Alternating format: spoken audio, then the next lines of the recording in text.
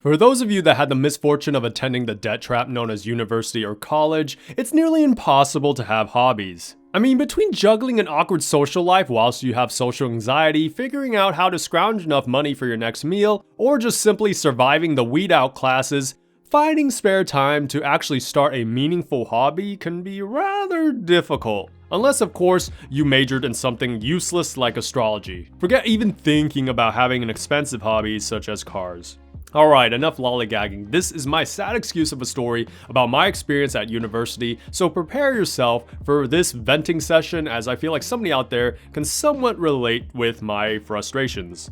If I could go back in time, I would tell my younger self to not attend any car meets on campus. Seriously, if you want to see a toxic community, show up to your local college or university's car meets. I can almost entirely trace the root of my youthful insecurities about my car through the criticisms that I received from the jackasses on campus.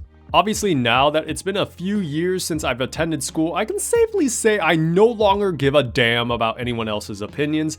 A good amount of my older videos looking back could be considered gatekeeping or borderline even toxic. Let's just say after being locked up for over a year during this pandemic, I've done a lot of reflecting. Now, I mean a lot of reflecting on what's important in life. I've come to the same realization as my brother. Car culture and its related content has become extremely stale. It's all about horsepower, and more clout. If you don't have a personality, you'll quickly realize your content will plateau. I'm not just speaking about myself, of course, as this has affected many of my favorite automotive YouTubers as well. But I digress. Back to university. I remember joining Purdue's car club, or whatever cheesy ass name they called it back then, during my last semester at school. Most of the owners of that Facebook group and or club were complete jackasses. If you didn't know much about cars, you'd quickly be put in your place as if they thought you were some lowly rat that's beneath them. Now, that's not to say that every one of them was like this. There were certainly nice dudes in the group, right? That being said, I said what I said, and I meant it about the rest of them. From my experience and interactions with some of their group leaders, it felt like a honest-to-God cult. If you didn't know anything about cars, again, you were worthless to them. If you didn't have any good connections to car venues, worthless. If you didn't have a cool car, worthless. Good luck even joining without some sort of quote-unquote sporty car. They'll make you park your car way far away as to not be seen by others during meets. There's also a few moments in particular that I wanted to really highlight and finally talk about because, well, I'm bored and I feel like educating people, future younglings, to the car community so that they don't have to put up with the same kind of crap that I did with these condescending pricks. One moment in particular that stands out to me was when I met one of the founding members.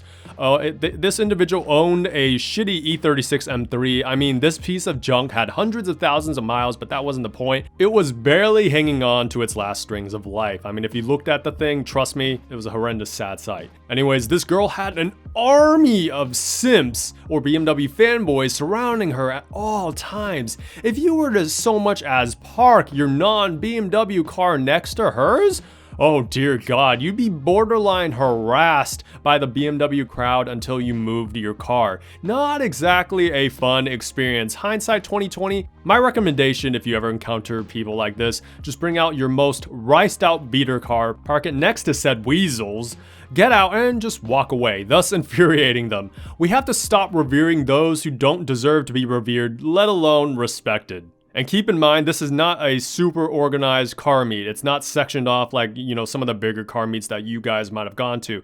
We just kind of intermix our cars. It's not to be taken seriously. For God's sake, it's a university car meet. Relax, people. Anyways, thinking you're some sort of hotshot at your local college or university's car club is the equivalent of being, some type of girl that peaked in high school and still thinks the title of prom queen is relevant in the real world. Newsflash, nobody gives a damn. Just be kind to people and do right by them.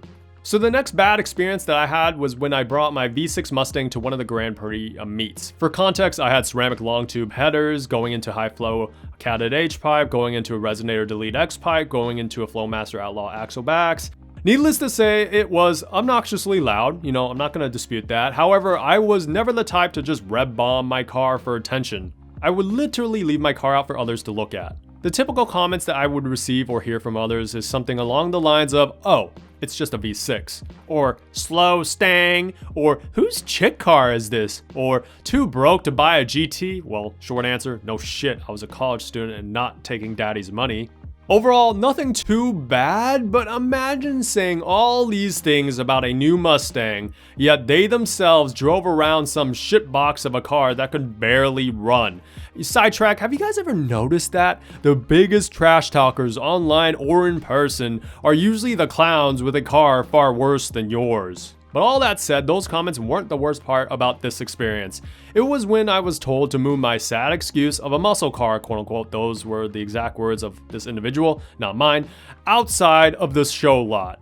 Keep in mind, in order to show your car and park it within the designated lots, I had to pay $10, which I did, and now they're asking me to move my car out because it's a so-called disgrace to muscle cars. Like, I parked next to Camaros, Mustangs, Mopars. None of the actual owners of the other muscle cars cared. Hell, there were V6 Chargers and Challengers, and they weren't asked to move. My guess is the clowns that ran the club couldn't tell the difference without the hoods left open, since the body styles were virtually the same, right?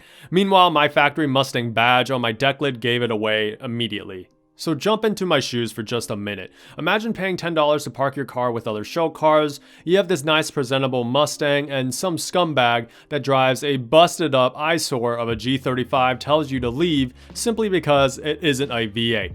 This is why I loathe the car community at times. Obviously, I refused and pretended like the dude didn't exist. I continued talking to my peers. Unfortunately, from that moment on, they would attempt to make my life miserable. Spoiler alert, I didn't care about cars that much, as graduating was easily the more important mission for me at the time.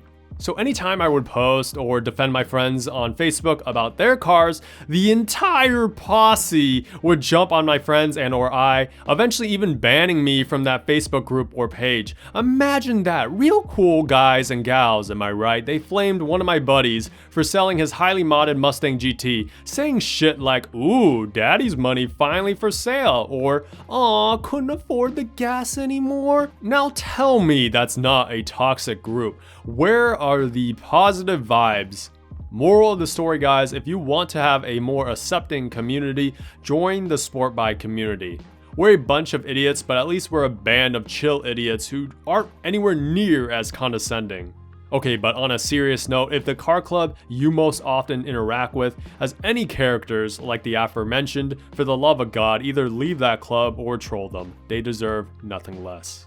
Alrighty, thank you guys so much for watching. Let me know what are some of the worst car meet experiences you've had in the past or even recently. I'd love to read them. I'll catch y'all in the next video, but until then, peace out.